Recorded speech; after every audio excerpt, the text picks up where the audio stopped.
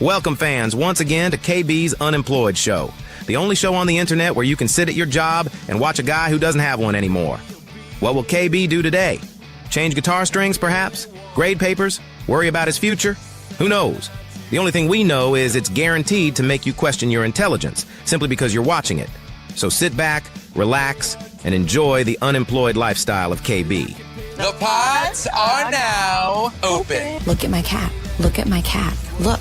Look. I like to study about the world cities and airports. KB brings just great instincts. That's what you love about him. Oh, that boy ain't right. If Andy yearns for Brenda and Brenda cares about Charlene, who pines for Andy, the three of them form one of these. Kara. What is it, threesome? No. Taste the biscuit.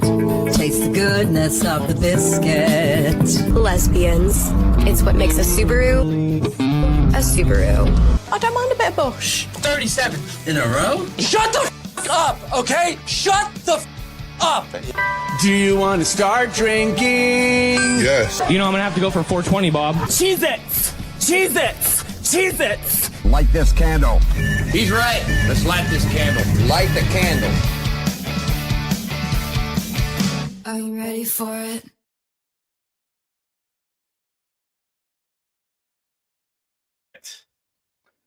That candle is lit, ladies and gentlemen. And right now, I'd like to welcome you to KB's Unemployed show. We're still doing this because why? Because I'm still unemployed. And that is why we're still doing this. Although it's going to be a little bit different today because I have got a co-host. Well, I've got a co-host and a guest, if you will. So I'd like to bring in my co-host right now. He's not very talkative, but let's bring him in anyway. That would be Kenneth P. Bull and the Kenneth Cam. It is the first time I'm using the Kenneth Cam on this show, and that's where Kenneth likes to crash in the master bedroom. So let me just adjust this here. There we go.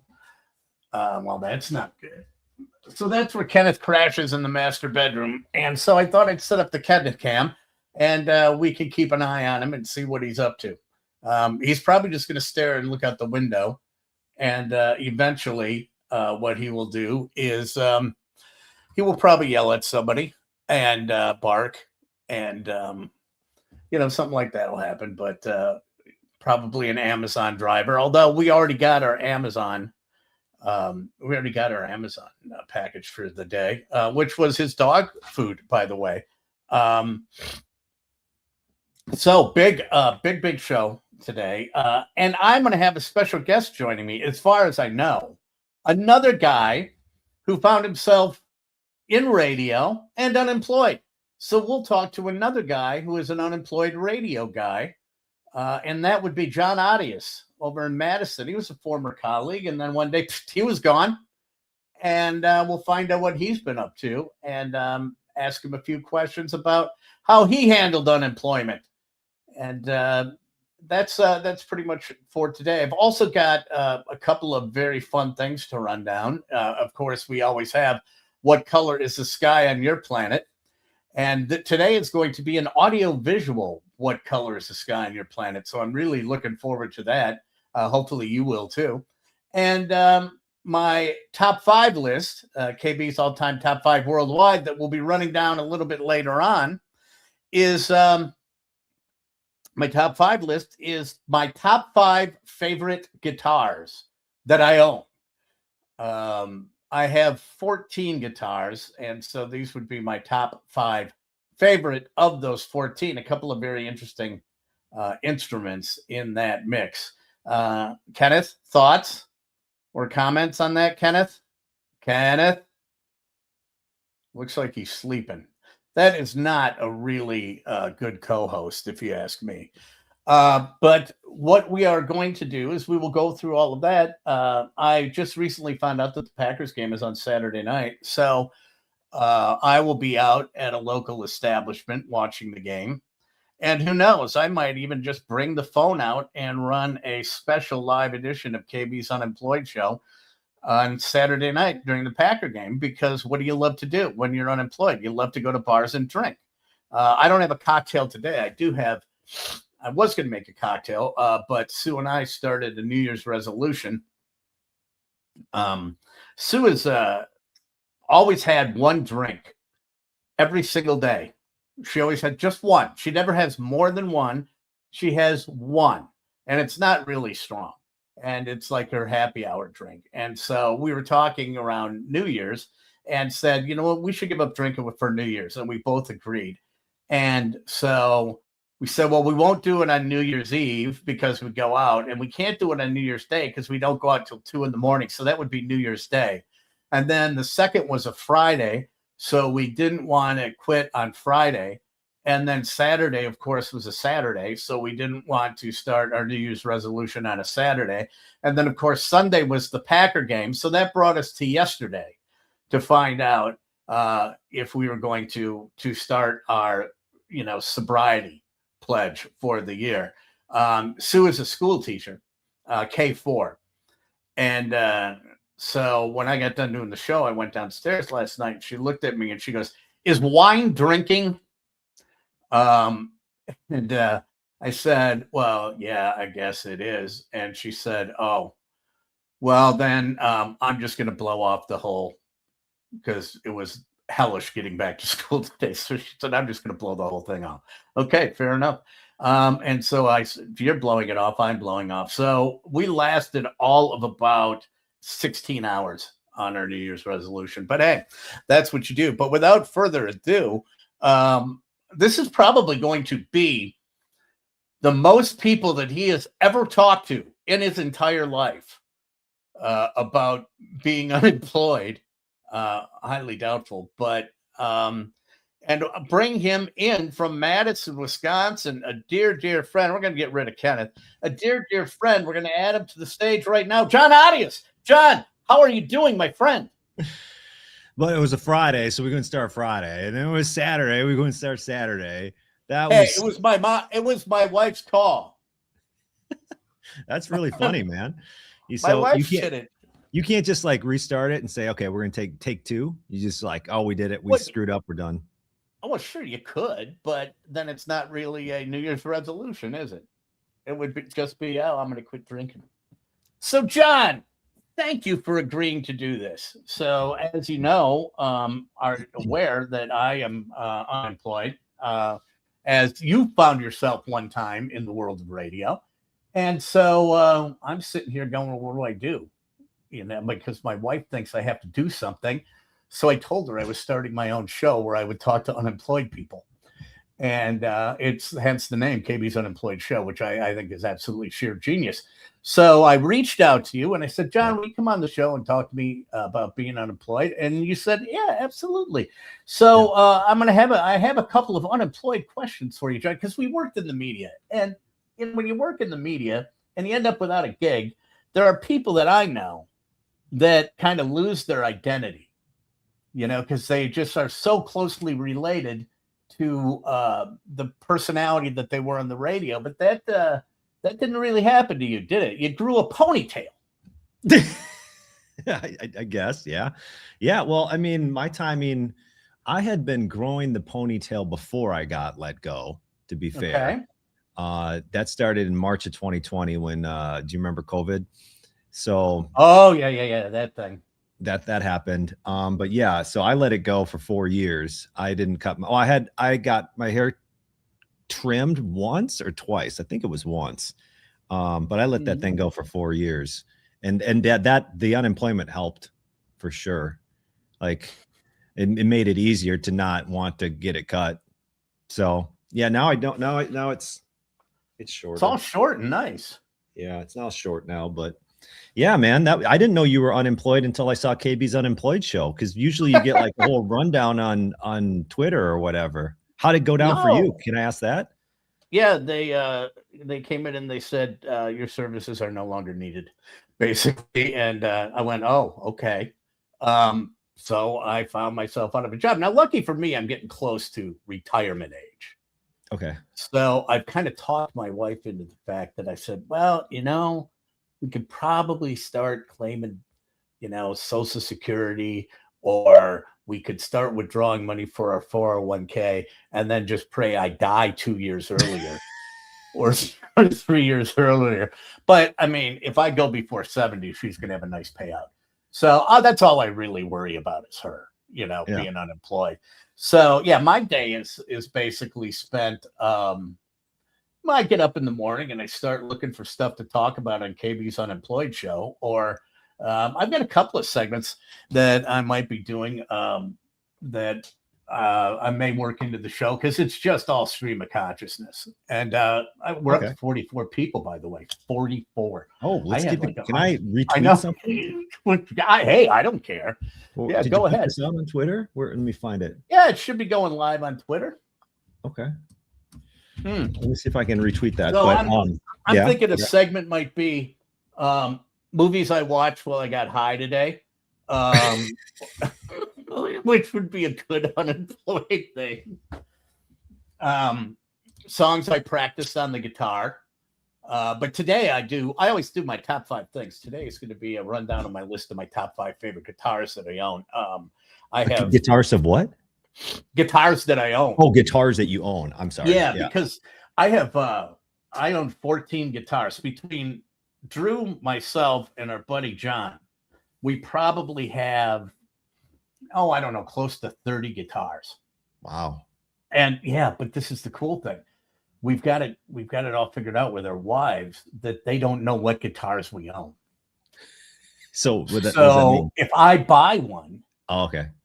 I could go, she'd go, where'd you get that guitar? And I'll go, it's Drew's. Or if Drew buys one, where did you get that guitar? Oh, it's KB's. And they don't know because we all have so many, which was this great thing. Which brings me up to a question that I'm going to ask you, John.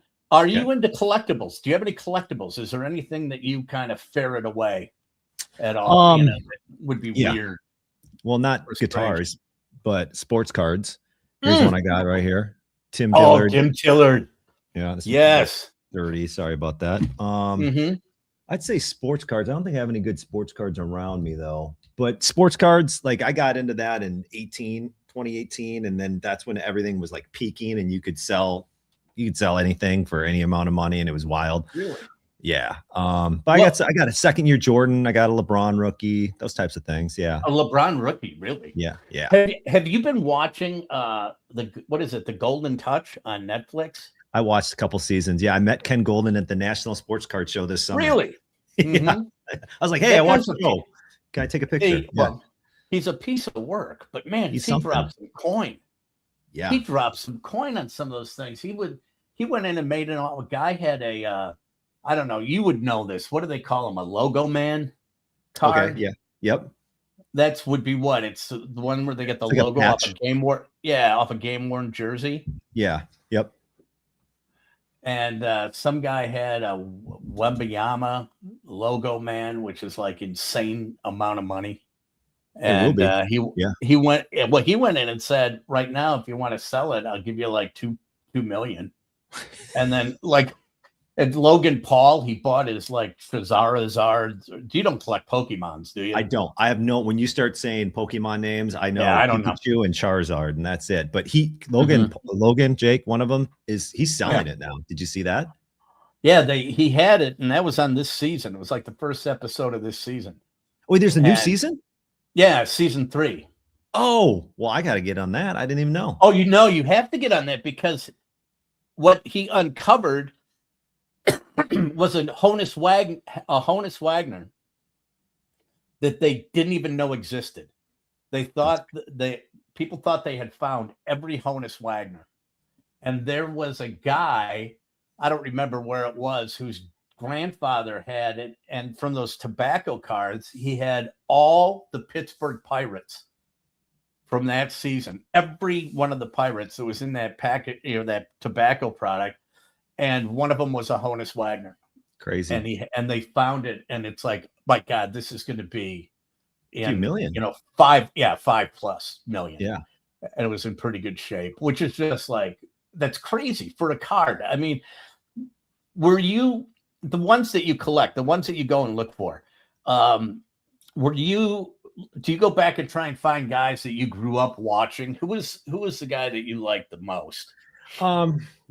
Whenever I go, like if I go to garage sales, I'm always looking for like a find or whatever, but those don't exist anymore because the internet exists and eBay exists and it's too popular now. You'll never find like a hidden gem, or if you do, you're really darn lucky. But the guys, who do I collect? I will go buy a pack or a box. They come in these little blaster boxes at Target, but it's all trash now. It's just nothing's worth anything. The real stuff is that they sell to like the hobby boxes, and you have to get in on breaks, and it costs hundreds, if not thousands of dollars for a pack or a break. And it's not as cool as it used to be.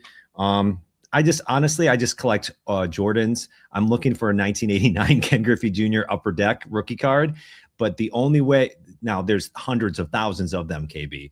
So it's not like I can't find one, but I want to get it out of a pack. I want to open a pack, see, look, I got my Griffey rookie. And I've been wanting to do that since I was 10 years old. So I have been buying packs of 1989 Upper Deck. They're like $15 each when I go to the National Sports Card Show every year when it's in Chicago. And I have never gotten a 1989 Ken Griffey Jr. Really? That's the only one I want. I was one of those kids who had, and I remember having all these cards, right? When I was a kid, and my mom was every mom who got rid of them when I moved out of the house. I mean, at the time, though, we're talking about in the late 70s or 80s when they probably disappeared. I somehow in the back of my mind, I'm thinking, well, maybe she just put them away somewhere, and she hasn't told me yet. But I doubt it. No. But you wouldn't have had to sell everything for retirement. You could just been employed and sold some cards. Well, I know that I had a bunch of football cards. I'd never really collected baseball cards. Okay. Even though now baseball's my favorite sport that I watch. I watch more baseball than anything else. But I never really collected baseball cards. But I had basketball cards and I had football cards. Okay. A lot of football cards. Now, the oldest football cards I have, my mom found a couple when I was 4 years old. This is wild because the Packers, and I've showed these pictures and these cards to people at the Packers. I just showed pictures of them to Ed Policy because they used to have picture day when the photographers would come to take pictures of the football players for the cards. But in Green Bay, where I was living at the time, I'm 4 years old, you would go to the practice field, and it's the one on Oneida, and no one was ever around. Football wasn't that big. And they would have picture day on a Saturday, and you would go out and they'd pick you up and get your picture taken with them. So I have mine with Doug Hart, Leroy Caffey, and I'm trying to think, there's one more. I'm trying to think of the other one that I have, where they're holding me. And my mom found those cards from that year and then framed them and gave them to me. I don't know if they're worth anything or not, but it's pretty cool. So you're in the card, like in the picture? No. The picture of them holding me and then the card next to it. Yeah. Oh, I see. And the reason I showed it to like Ed Policy and Mark Murphy was if the picture is taken facing west, so you can see Lambeau across the street. And that's when Lambeau was just a metal shell. Okay. And there's no facade. And you look and you can see the steps like a old college football stadium. You can see all the steps where the rows are going down. You could see right into it. It was just a metal shell. That's crazy. And I go, you got to see Lambeau. And they thought that was pretty cool. And they're like, we can't believe you do that. I said, you couldn't get away with that now. You couldn't have picture day now. They get swarmed. Oh, yeah. But the other cards I do know that I had, and this is why I pray that they're somewhere in our house. I had basketball cards, and those were the long ones. Yep. The portrait like ones like a thumbnail would be now. Lou Alcindor, Oscar Robertson, rookie. Yeah. Lou Alcindor, Oscar Robertson was one that I remembered. I want to say Bill Russell, Dave DeBuscher, all those guys from the Knicks. And then I've seen a price on that Lou Alcindor card, and I'm like, dear God. I'm bringing it up. Oh, yeah. Don't, John. Don't.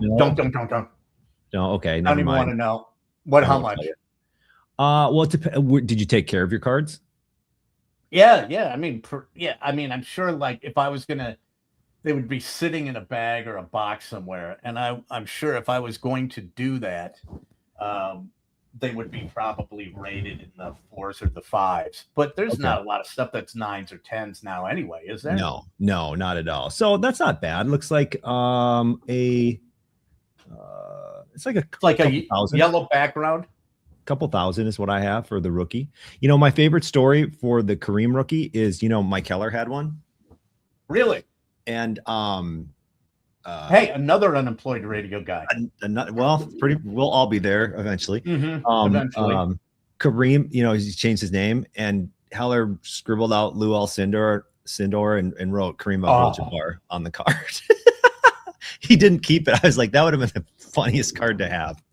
Okay. You know, and again, that's when autographs were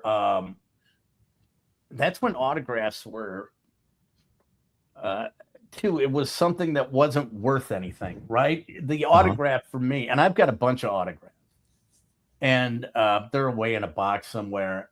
But autographs to me were never anything that I would want to go get to make money on. Right? That was a memento of the moment. It was like, you got it because it was cool. You wanted to have it.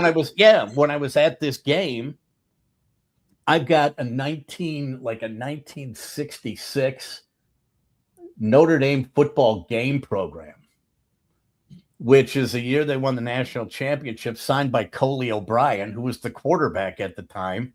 You know, and Terry Hanratty signed it. You know, it's just sitting somewhere. But one that I did have was the Greater Milwaukee Open 1 year and 1 year only. I want to say was played at North Shore Country Club, and Arnold Palmer played. And I have the program signed by Arnold Palmer. That's cool. But Mike Keller story, just like Mike Keller, it was done on a Sharpie, and probably, I don't know, it's 13, 12, somewhere in there, 10, 11, 12 years old. You don't know any better. The Sharpie starts to fade. So I take a ballpoint pen and I draw in it to match the autograph, so you could still read the autograph. you tried to, that's too bad. And so, but the one that I would say, I've got a Jack Nicklaus hat that was signed, but the best one that I have is I have a virgin copy, never played, of Born to Run. Bruce Springsteen's Born to Run, signed by Clarence Clemens. Who's Clarence Clemens? His sax player. He's the guy that was on the cover with Bruce. Oh, okay. Yeah, so I have that, and that's starting to fade, and I don't know what to do with it. I've got a 50. Don't write in over it. No. It's a 1950s, and I have a 1953 Braves team ball. Oh, that's cool.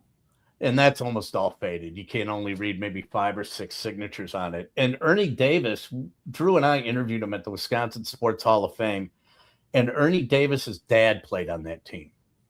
Okay. And he was a pitcher. And we were talking about it. And I said to him, you know, I've got a 53 team ball. And a lot of the signatures are faded. But if your dad is on it, I'll give it to you. So I did. I had someone send it to him. Well, what am I going to do with it? Nothing. Really? You're going to look at it, or you're going to put it somewhere, and you're going to be like, I think it's in the basement under the thing. Yeah. That's exactly it. So I listened to you quite a bit, John. Okay. I listened to you quite a bit in the last couple of years, and I don't know how I got into it, but I have gone heavy into women's volleyball. And you, of course, are the voice of Wisconsin women's volleyball. And how did you get that gig? When did you start getting into women's volleyball? And because when you said you were calling those games, and this is before I was into the sport, I said, how do you call volleyball? You know, how do you do that? How do you call volleyball and make it interesting on the radio? But once you start watching it and then you listen to you can kind of visualize what's going on. How did you get into women's volleyball? Yeah. So, working at iHeart back when they had employees, and, we got the Badgers contract, and they decided they wanted to do more for the Badgers contract. And they said, we're going to broadcast more volleyball games, and we need somebody to do it. Do you want to do it? And no hesitation, I'm like, yes, that's something I want to do.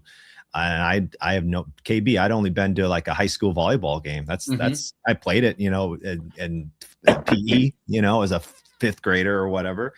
So 2008 it started, and I just you know, took it from there, and now it's 2025 and I'm still doing it. But so 17 years. Yeah. 17 years. Don't. And how do I do it? You just say what's happening. That's all. Well, no, I mean, I wouldn't know how to do it, because it would be, all I know would be, okay, bump, set, spike, dig. You know, there's you can't just call it the same way all the time. You got to have some sort of a, you know, flow to it, right? What are some of the other phrases that you? Well, a dig is the same thing as she controls it, she retrieves it, she scoops it up, picked up, kept off the floor, kept alive. You know, different. You just interchange those types of things. So, you know, I have a list of words that I keep with me just in case I keep saying the same thing over and over, and I'll just glance down and be like, okay, enough of that. It's time to say this. Like an attack, like she walloped it, she smashed it, she smacked it, you know, she smashed it, she whatever. I can't think of anything off the top of my head right now, but yeah, I mean, what you just said, that's how I felt in my first game. It's like, I was even told beforehand that you shouldn't say bump, set, spike. It's a pass, it's a set, and it's an attack or kill. Bump, set, spike was more of like, that's what you do when you're fifth grade. So I've never said spike. I've never said spike in 17 years. Now you'll say a bump set, because that just describes the type of set that the setter.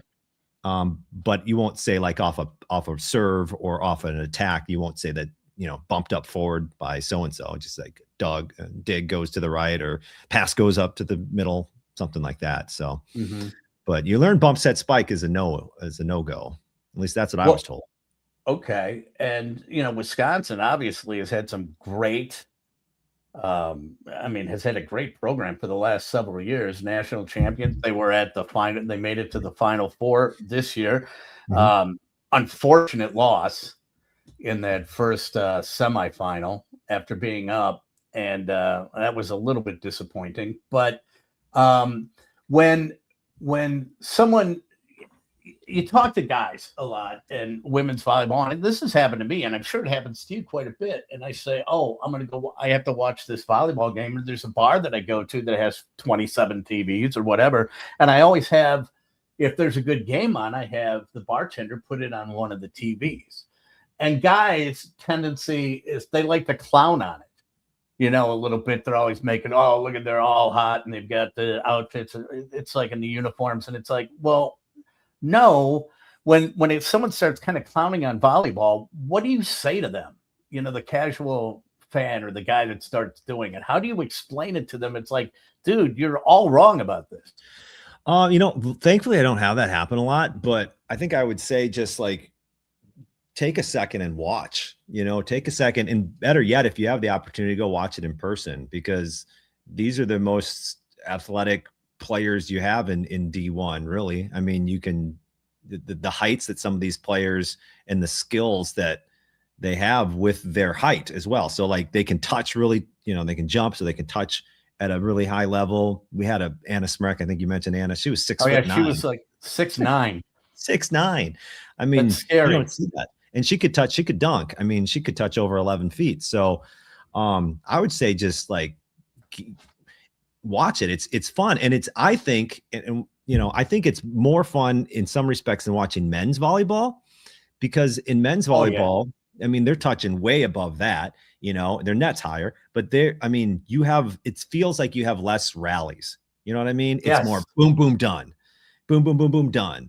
And in the women's game, you can boom, boom, boom, boom, survive. You great save off the end line, bring it back, keep going. And you have more excitement, I think, that way. I think they dig and dive and sacrifice their body more in women's volleyball, you know, going after balls, probably because it's not coming. I mean, I'm not saying it's not coming hard, because they hammer it. Some of these women can hammer it, but they have a better opportunity of getting to it. And that's the one thing that I've always said when I go, I love watching it, is because of the rallies, because they're extended. Yeah. And it does come fast. So the thing that remember too, because ESPN had that, did you see this year where they had like the miles per hour on the serves and the attacks? I don't think they always have that, but they had that this year. And so attacks were like from 50 to 60 plus. Serves, if you're float serving, it's like 40. But you got to remember this. I think a lot of times, like in my head, I'm like, I think of somebody throwing a baseball, and that's nowhere close to a 100-mile-an-hour baseball throw. Well, no, it's not. It's a different thing, but it's also a lot closer. You know what I mean? Like they're standing like 15 feet away from a 60-mile-per-hour ball coming right at them. So if you did the Little League conversion, exactly, like they do during a Little League pitcher, it's like they always show that the 12-year-old from 45 threw it at 72, which is equal to a 98 pro fastball. Yes, exactly. So so if you get some idea of just how hard and fast these attacks are coming, I mean, yes, it's from 50 to 60 miles per hour on an attack, but it's coming at you and you don't have the space. It's right there on top of you, 15, 20 feet away from it. So it's, it comes really fast at 60 miles per hour. When you first started calling for Wisconsin, and Wisconsin women's volleyball wasn't really on the map at all at that time, necessarily, at least maybe within college volleyball, but not necessarily within the public's domain, if you will. Who was the first person that you called that you went, okay, this volleyball program is going to officially be a problem for somebody else? Well, when I started in 2008, so the Badgers had lost the national championship in 2000. I wasn't around for that. They had made the tournament up until 2007. I started in 2008, and they didn't make the tournament until Kelly got here in 2013. That would be Kelly Sheffield. Kelly Sheffield, yeah. Mm-hmm. So it'd been a few years of them just trying to find their identity again. Was there I'm not sure if there was a player that came through, but as soon as 13 happened and then all of a sudden they get to the tournament, like, oh, this is awesome, this is fun. Then they start winning in the tournament, and I had never experienced. I was like, this is crazy. And then they're going to the Final Four, and then they're playing in the national championship match, and they lost. It was so much fun, but that was probably the year I was like, oh man, Wisconsin, if they can do this with this team right here, which was Kelly, none of Kelly's players, what can they do? And what they've done is, from that point, they've made 6 Final Fours and won a national championship. So it's been crazy. Did you get a ring? I've got. You want me to go get some rings? I got some rings upstairs. Yeah. I've got a ring for every year except for 13. I never got a ring in 13 for whatever reason. Wow. But yeah. So the only for up until 2003, probably for about 8 or 9 years, I was the in-arena PA guy for the Admirals. Yeah. And the 2004 schedule comes out, and there was a lot of weeknight games, and I was doing morning radio, and then I was also doing a regular day job, so my days were insanely long. And I got a lot of night games in 2003, and I said to Mike Wojciechowski of the Admirals, I go, hey, you know what? I'm gonna have to I just can't do this. It's just gonna kill me. And I Wally pipped myself, because the guy that took over was the son of the longtime announcer. So it's great that he's got the job, and he's very, very good. But 2004, the year I quit, they won the Calder Cup, and I would have had a ring. I could have gone out and lied in bars to people. I could have worn that big ring out. Oh yeah, I played out. But that was my only chance at a ring. You Wally pipped yourself. Yeah, I did. I Wally pipped myself. So people that are watching volleyball, what is one rule, I guess, or strategy or something that the casual fan would look at and go, wait, what just happened? Because I'm used to gym class volleyball where it's rotate.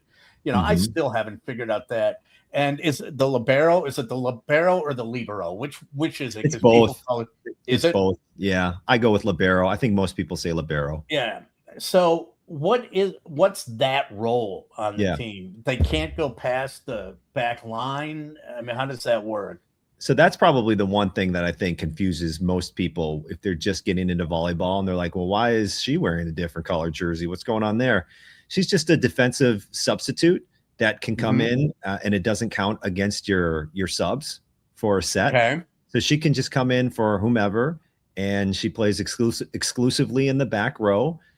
She can go in the front row. She just can't do certain things in the front row, like set overhand or something like that. But it's just basically a player that you can use is, a defensive player that you can always sub in and not get a sub counted against you. So, and they just signify that with a different jersey. But that's probably the number one thing is, why is that person wearing a different colored jersey? Okay, and so then, they're defensive specialists. Yeah. And that is, who's the girl on the team? Charlie Furbringer. She's a setter. Right? Okay, she's a setter. She's not a libero. And then they had to play. Didn't they beat Stanford to go to the Final Four? And her dad is the coach at Stanford. No, so they beat Stanford in the Sweet 16. Then they beat Sweet 16. Yeah, then they beat Texas to get to the Final Four. But at Stanford, Allie Andrew, who's a middle blocker, her sister played on Stanford. Maybe that's what you were thinking of. So Lizzie Andrew played for Stanford. So it was the Andrew sisters going 1v1 there in the middle.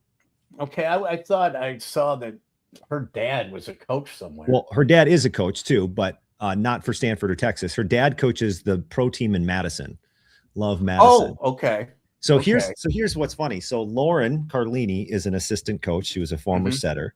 She's an assistant for Wisconsin. So she is working close with Charlie because they were both setters. And Carlini plays for Love Madison, which is coached by Charlie's dad. So Carlini is getting coaching from Charlie's dad and then coaching Charlie. So okay. Yeah, so that's probably what you're thinking of. So yeah, so Love Madison is a pro team. They're in their second League One volleyball, but they call it Love because LOVB became Love. And yeah, so he coaches Love Madison. That seems to be pretty popular. The women's pro league. It seemed to catch on a lot more quickly. And in Madison, they put a lot of people in the field house for that game, or in the they played a couple for the Love games. Mm-hmm. Yeah, so they played a couple at the field house. They're playing all at the Alliant Energy Center. The rest of the season last year and all this season will be at the Alliant Energy Center. I think they get a few thousand. Yeah, but there's two pro leagues right now. So there's Major League Volleyball and League One Volleyball, and they both exist right now. And I'm not sure how that's going to look in 5 years, but I would think at some point maybe they merge. Seems like a likely scenario. It's like the Live Golf Tour and the PGA. They're stealing the great players. Now, when does that season start? Because I did catch a little bit of it. And they're not traveling a lot though, are they? There's six teams in League One. They're expanding to California and Los Angeles and Minneapolis and somewhere else. I don't remember, but they're expanding in the next couple of years. There's 6 teams, Houston, Atlanta, Madison, Omaha, Salt Lake City, and the other team that I can't remember right now. Yeah, so they play at Alliant, and they were on ESPN Plus. So yeah, it's fun. I think it's cool to have a different option for these players, because usually they're just like, okay, see ya, I'm going to go to Italy. And then is Italy big in professional volleyball? Yeah, pretty much Italy, Turkey, overseas, and then you never see them again. So I think it's cool that for fans, they can still keep track of their players. As a kid growing up, you always watched college hoops, and then you watch the guy playing the NBA. Right. That was the way it happened. And so for fans watching volleyball, they're like, okay, now I have no access. I mean, I have the internet, but there's not a lot of coverage of the Italian leagues. You could go pretty diehard if you wanted to, but I think it's cool to be in the States for sure. Well, there'll probably be a channel for that before you know it. I'm sure that the way things are expanding. But there's I've kind of latched on at some very good players, and a couple that have since moved on are both playing professionally, who I kind of got into watching last year was Anna DeBeer at Louisville, who was a solid player, great player. And then libero was Lexi Hernandez at Nebraska, who's like a legend. Rodriguez. Lexi Rodriguez. I have a friend named Lexi Hernandez. Okay. Lexi Rodriguez, and she's playing professionally. But there's 2 players now that I saw this year that just absolutely blew me away. And one of them was London Weejay she's like a sophomore at USC. Yep. And you want to talk about someone who gets some height. And now you get to call that because you're calling in the Big Ten. Yeah. And she's only like 5'10". Mm-hmm. And I mean, she's got some hops to her. Yeah. I was going to say, yeah, she crushed us. USC beat Wisconsin this year. And she had a big match, like 24 kills. Lexi Rodriguez, it's funny. Like, I went to a few Love games last season, and 2 of them were against Omaha. So Lexi Rodriguez is on that team. She is immensely popular. Like, that is what every kid there is trying to get a picture or an autograph from, is Lexi Rodriguez. Really? Yeah. And it was a weird thing where she got put on Omaha because, here's the other thing. In Love, they don't draft. They just try to they assign players to try to make a balanced league right now. At least that's the strategy right now. I don't know if that changes in the future.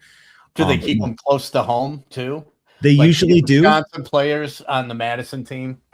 Usually, although if that were the case, Mimi Collier and Carter Booth should be playing for Love Madison this year, and they're not, which is a big bummer, I think, for a lot of Badger fans because they probably wanted to see that. But they usually try to keep them together like that. But no, she didn't play a lot. That's the thing. Like, she was behind an Olympian libero, so she like barely played and is like probably the most popular player in that league.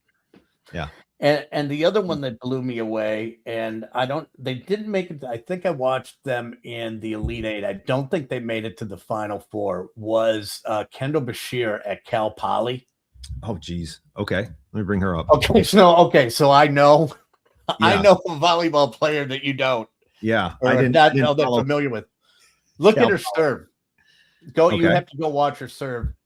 Because it's like I almost want to see her serve live, because the first time I was just watching a casual game and she served and I was like, what the hell was that? Let me see. And as they went on in the game, whoever the female analyst was, who was an Olympian, and I don't recall who was calling the game, went out and they did one of those interviews. They featured a player and they were talking about her serve, and she went to try and return a couple serves, and she was an Olympian. Granted, she's a lot older now. When she was done, she showed her forearms and she had welts. Oh, I bet. I mean, this is just crazy. When you get a chance, go watch this, because your jaw will drop. I'm watching right now. So Grace Egan plays for Wisconsin. She has a similar jump topspin serve where she'll toss it high in the air and bang it over, just like Bashir does. There was a player at Penn State in 2013, Micah Hancock. She played on the national team for the USA as well. She's a setter, and she was a lefty that did that. And KB, she was unreturnable. In fact, the Badgers were almost going to go to a 5th set against Penn State in the national championship in 2013. They were ahead, I think it was 23-21. And she came back and bang, bang, bang, couple aces, a couple points, and they won the national championship 4 points later, or whatever it was. And so, yeah, that jump topspin, I want to see what that's like. I've never stood back there because honestly, I would be afraid, KB. I would get hit. Oh, yeah. I mean, this thing was coming like a rocket, and it was maybe 6 inches over the net. I mean, there wasn't a lot of room. It wasn't, it wasn't the old underhand beach volleyball serve that the fat guys do at all.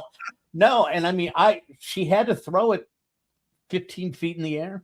Yeah. It's just amazing. Absolutely incredible. Yeah. It's absolutely incredible. I don't know how the coordination it takes to connect on that, but then to connect at such a high rate that your coach says, yes, keep doing that serve, and you're not hitting it out of bounds, that you're getting it in a lot. That's crazy. Not a lot of people jump topspin like that in the game. Most are just little float serves that kind of wiggle like a knuckleball. I knew that you would do that because I used to play when I was in my 20s. We'd go to the Y at lunch, and I used to play a lot of hardcore volleyball with a lot of guys that played. And, I had no hops at all. I could set and I could serve, and they taught me how to serve. You do that to make that wiggle because the ball is so light, and it's where the nozzle is. And where you position the nozzle on the ball and where you hit it, that'll make it move. There's that little weight that makes it do that. So that would be tough enough, I think, to pick up. But man, I do want to I also want to stand back there when someone attacks, just to see it. But once again, KB, I am genuinely concerned that I will get a bloody nose or a concussion. Like, yeah, it's got to be. I don't think when you're calling the game, are you right down on the sideline or are you sometimes up a little bit? Sometimes it depends. Yeah. At How home, much faster is the game? Like, what do you mean? How much faster is the game when you're watching it live versus when you see it on TV? Oh, I think it looks way faster. Like, especially if you're right there courtside, like you can't begin to imagine just the amount of like reaction and like for a setter, for example, like they're reacting in the moment, but then they are analyzing what the best set is and where to go and who, and it's all within like a second. It's like boom, boom. Now the decision has to be made or you are screwed. So I think the decision making, and yeah, it is. You'd be amazed at just how high the players jump, how hard those attacks are. I mean, there are some you're like, well, no one could absolutely get that. It's just at the right spot, the right angle. It's ridiculous. Well, I'm totally into it. I'm totally grooving on it, and I have YouTube TV, and when you set to record a volleyball, it records everyone that ever plays. So I probably have 700 that I can go back and watch now. But anyway, Jon, thanks for joining me on KB's Unemployed show. I'm glad to see that you're employed now. Well, kind of. Happy for you. I've got 4 part-time jobs, KB. Really? Yeah. Wow. That's how we do it. I've got this, and then when spring rolls around, I'm going to go be a starter at a golf course. Are you serious? That sounds awesome. That is hosted USGA championships. Are you going to name it, or are you just? Yeah, I'm going to go at Erin Hills. I'm going to go be a starter there. So I know the guys. That are good friends that are the director of golf and the director of golf emeritus. So when I was sitting on the couch one night when I got after I was relieved of my duties, and I was just sitting on the couch, and I shot one of them a text. I said, "Hey, do you have any jobs for an old man who can't carry 2 bags 10 miles?" There's no way I'm caddying on that course. No and way. He goes, "You could be a starter." And I just texted a long thing back that just said, "Good morning, gentlemen. Welcome to Erin Hills, home of 5 USGA championships, most recently the U.S. Women's Open. I'd like to remind you that you might have a more enjoyable day if you play the tees commensurate with your handicap. I think it'll be more fun, and you will get the same type of a playing experience that you would as a professional golfer from the back." I say all that stuff, and it had to be about 3 paragraphs long, and he just sent back, "Hired." So I'll be going out to do that. So I'll have 2 part-time jobs. I've got this and I've got that. But Jon, again, thank you very much for joining me. You're your first guest. I've only done this for 2 weeks. You're my first guest on KB's Unemployed show. And as a guest, I don't have anything to. Yeah, I haven't had any guests yet. Oh wow, that's awesome. I didn't know that. I've got some friends. I've got a friend of mine who's gonna be a guest. He's a screenwriter. He wrote Godfather of Green Bay, which is a great movie. A guy who's a genius, wrote that, and then wrote in a love scene for himself with Lauren Holly. Genius man. He wrote It's a Guy Thing too. And so he lives up in Marinette. So he's going to join me one of these days. Cato Kalin's going to be coming on, a dear friend. Yeah. Will be coming on. And so I'm just going to do interviews with friends of mine because I'm unemployed. And then I can reconnect with people I haven't connected with in a long time and ask them how they're doing. That's awesome. It's good to see, Jon. I listen to you all the time, and I'm glad that women's volleyball, I'm going to try and get over to some games. I definitely want to get over to some of those love games, and it's easy for me to do because I got nothing else going on. So, but I'm glad to listen to you, and thank you very much for joining me today as my first guest. And I'll send you something. I don't know what it is, maybe a Starbucks gift card or something like that for being a guest. I'm honored to be your first guest, KB. Thank you. And if I find a Ken Griffey rookie card, I'll sell it to you at a bargain basement price. Okay, I'll keep an eye out for the 89 upper deck. Thanks, KB. Okay, thanks, Jon. Have a good day. Jon Arias, right there. Jon Arias from, he formerly, I'm going to switch my camera here so I can look this way. We're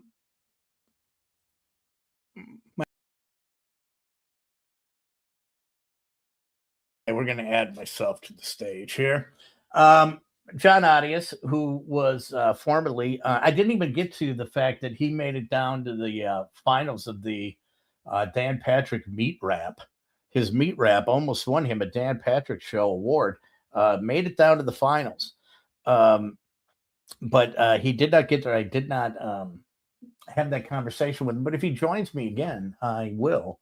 Let's see how Kenneth is doing. We'll go to the Kenneth cam. And there, Kenneth has moved a little bit. And he's kind of out of camera range, but it looks like he's napping. He should be getting up in about, you'll see him move in about 8 minutes. I don't know what it is with dogs, and especially with pit bulls, right? The way a pit bull works is people think that they do have a bad rap. People think that they're vicious dogs. I thought they were a vicious dog until maybe I'll have a pit bull person on one of these days. I think I'll do that. Well, anyway, I thought they were vicious dogs. Now, don't get me wrong. I mean, he gets a little uppity, but his bark is worse than his bite. He's just big. He's about 75 pounds. But they are the neediest, whiniest, biggest babies you would ever possibly meet in an animal. And he knows exactly when I take him for a walk in the morning, and he comes and he sits by my desk and just whimpers incessantly. There, Kenneth is moving. I wonder if he's here. He probably heard me say his name.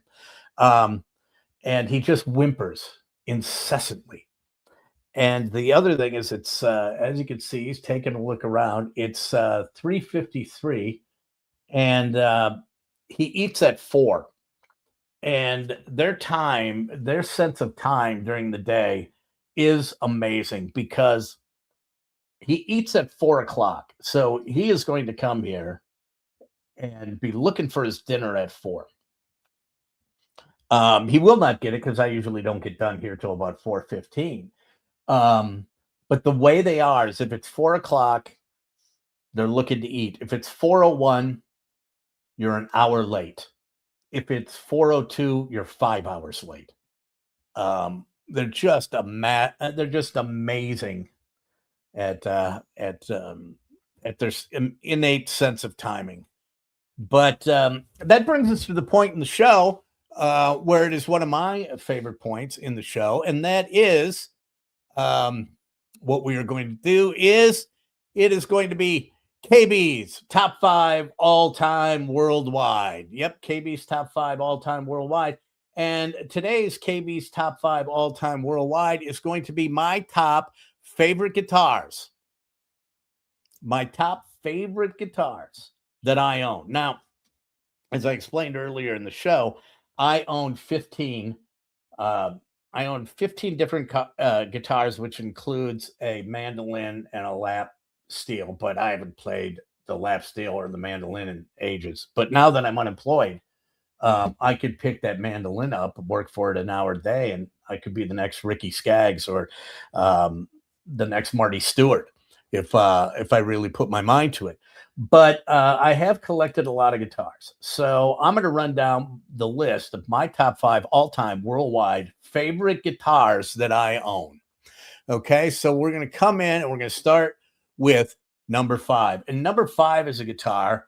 It's a W. Paul Jarowski KB custom guitar. There's a backstory to this. There's a friend of mine, Paul Jarowski, Bill Jarowski, actually, and he lives out in Muskego. And he builds guitars out of this wood. It's called timeless timber, and it's this wood that was sunk in the bottom of Lake Superior. And he's the only guy that has the rights to make guitars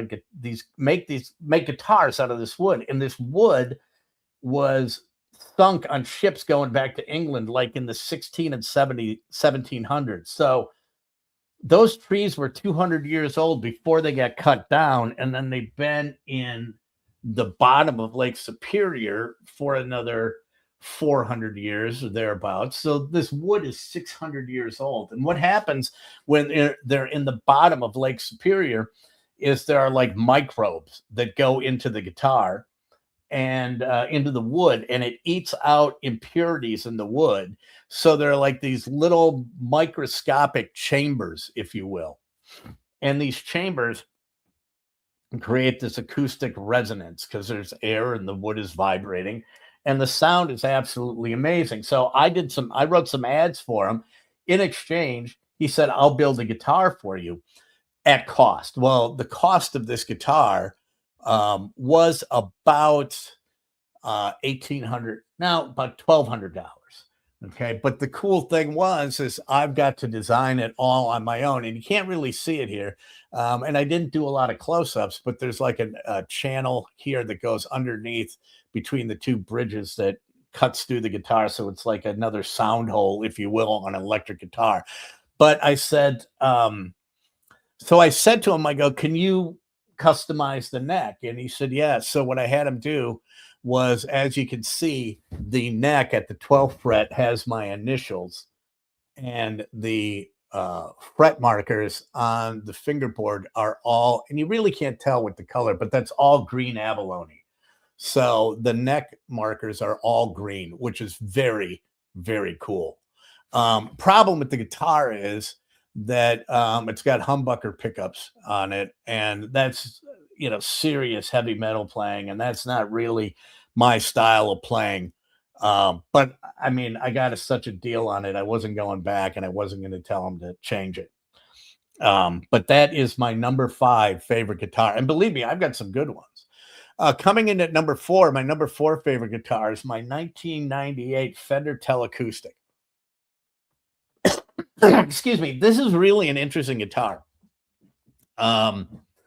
In the sense that when I first started playing with a band, The Crisis, which is the band that I had when I worked on the morning show, this was the primary guitar that I used. And under the bridge, it has a piezo pickup. So, and then it's got a neck pickup, as you can see.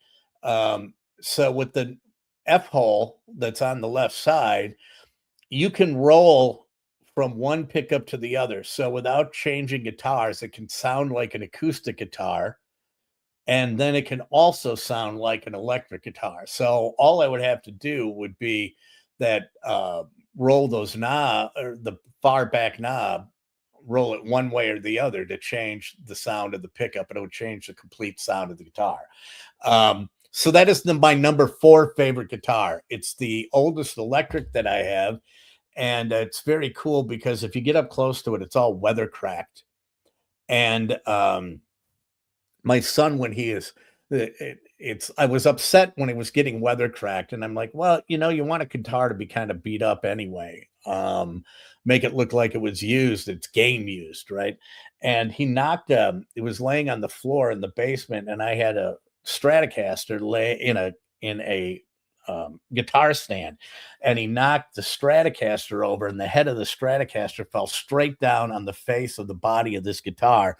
So if you were to get up close to it, right to the left of that bridge are 6 small circles in a row where the tuning pegs and you can see what the tuning pegs look like on the top of the Fender Teleacoustic, where those tuning pegs went down, slammed, and did surface cracks in the varnish. So it's got a little bit of, it's got some life to it, if you will. It's got some stories, some backstories with it. But that is my number 4 favorite guitar. My number 3 favorite guitar is my Takamine EF341 SC. This Takamine is like a road horse. It is the Bon Jovi guitar, basically. It's the one that he uses, although I don't have the Notre Dame Leprechaun on there as he does, because his son went to Notre Dame. But I do not have that on the guitar, but I do have the EF341 SC. It's a road horse. I've had that thing for about 20 years. That was when I was going out and playing out. That was my primary guitar. I had to have the whole thing recently almost completely rebuilt. Had to have it refretted, had to have the bridge was pulling off.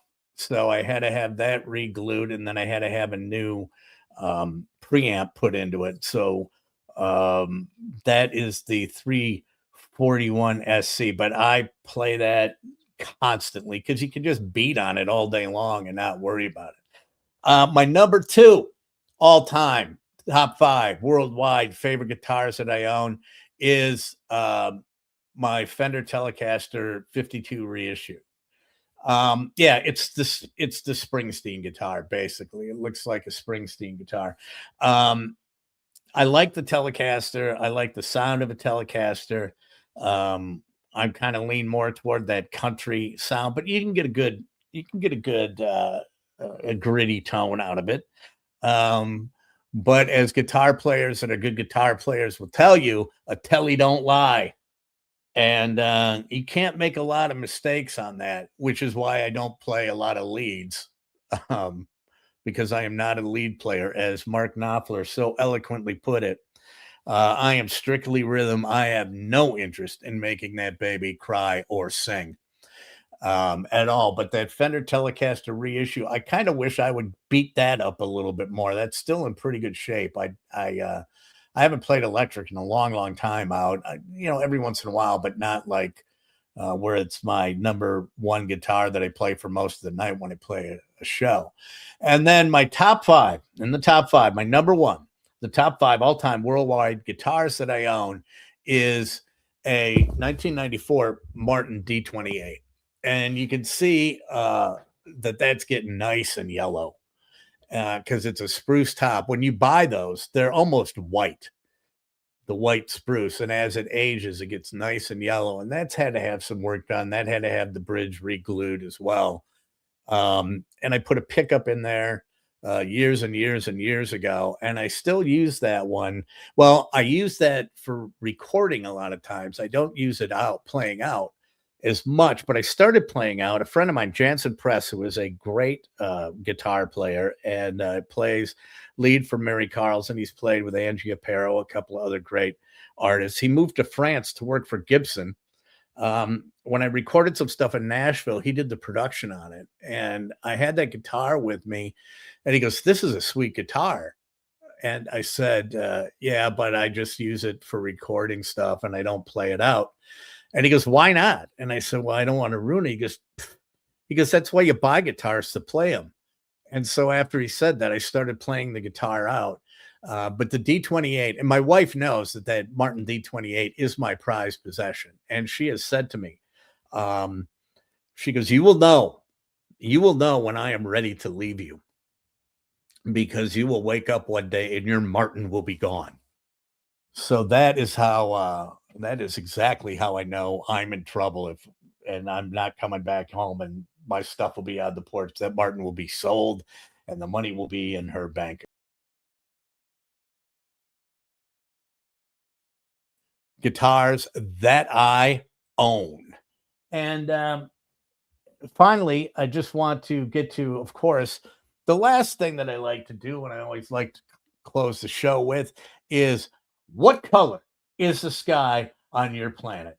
From KB's Unemployed show, where I find something that's happening in the news, I share it with you, and then I say, what color is the sky on your planet? Well, here we go. Today, it is going to be an audio visual. What color is the sky on your planet?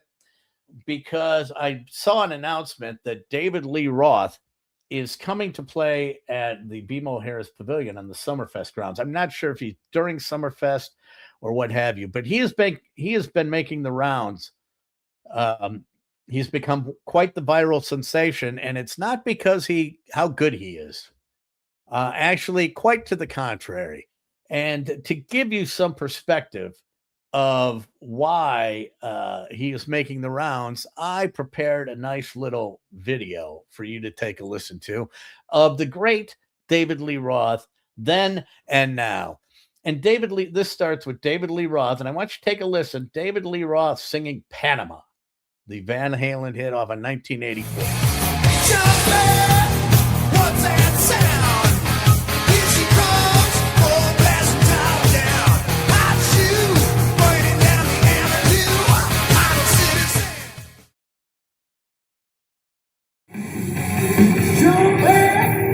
What's that sound? Here she comes, oh, blast the top down. Hot shoe, burning down the avenue.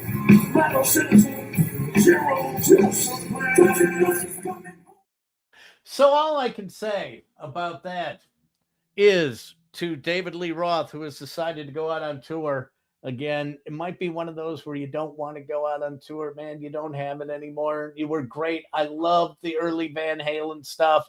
I know that is very divisive, that people love the early Van Halen or they hate the new Van Halen, and they love Sammy Hagar or hate David Lee Roth. Nobody likes Gary Cherone.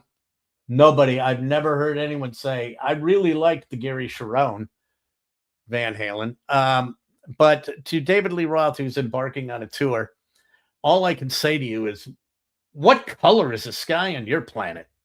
Let us remember you the way they were. So before we go, we're going to take a nice little check-in. There's Kenneth. He is not eating. He is not ready to eat yet, just staring out the window on the Kenneth cam. But once again, I'd like to thank you for joining me on KB's Unemployed show. I'd like to thank Jon Arias for coming on and talking about being unemployed and then what he does now as a part-time job, which is calling women's volleyball for UW-Madison. I do have guests lined up. Tomorrow, I might have a guest on tomorrow. I'm not sure if I will. I'm still waiting to hear back. But tune into tomorrow's show. It happens at 3:00 because the United States government just released their list. And we're going to run down this list. And this is God's honest truth. This is a government document. The United States government has released their list of the top 25 things, or the top 20 things people put in their butts in 2025. The top items they found in people's butts in 2025. And that will all be coming up on the show tomorrow. So thank you very much for joining me here on KB's Unemployed show. I'm still unemployed tomorrow, so I have more unemployed stuff to talk about. And thanks for joining us. And if you like it, subscribe, pass it around. It's on YouTube. You can go catch other episodes. I'll be putting some clips on, and I appreciate the support. I appreciate you watching. I'm learning how to do this. And who knows? Maybe one of these days I'll get, 293. That's amazing. I want to thank you guys. Thank you very much. 293 people watching right now. That is a big number for me. And but I would like to thank you for coming, and hopefully you'll be back tomorrow. Remember, tomorrow, the top list of the top 23, so top 20 things, according to the U.S. government, that people put up their butts in 2025. Until then, as I always would say before, make good choices.